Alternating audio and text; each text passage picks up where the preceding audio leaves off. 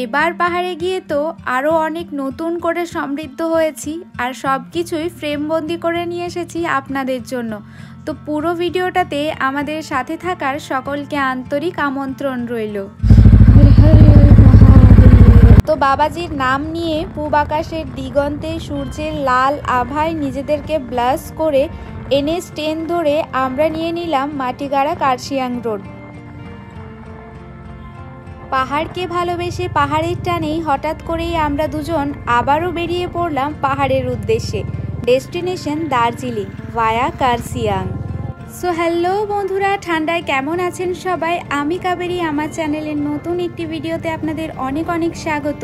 শুভম আর রাইনোর সাথে আমাদের হতে চলেছে নতুন একটা ট্রিপ, ফুল অন মাস্তি। আজ অনেক দিন পর প্রপারলি রোদ দিচ্ছে আর চারিদিকটা একদম ঝকঝক করছে সূর্যের আলোতে। রাস্তার চারিদিকটা দেখুন ফুলে ফুলে ভরে গেছে।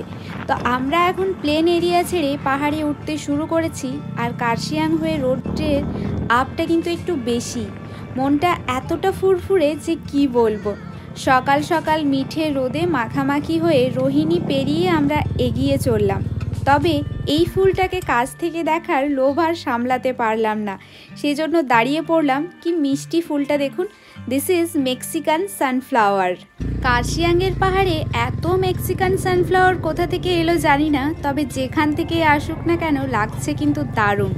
এখানে ছোট্ট একটা ওয়াটারফলও রয়েছে, তবে শীতকাল বলে তেমন একটা জল নেই।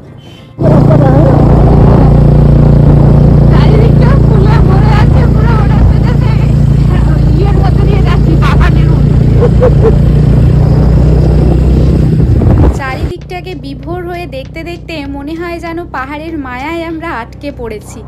এভাবেই রোড ট্রিপটাকে এনজয় করতে করতে আমরা পৌঁছে যাই কার্শিয়াং ভিউ পয়েন্টে, আর যেখান থেকে লুকটা ছিল এই রকম।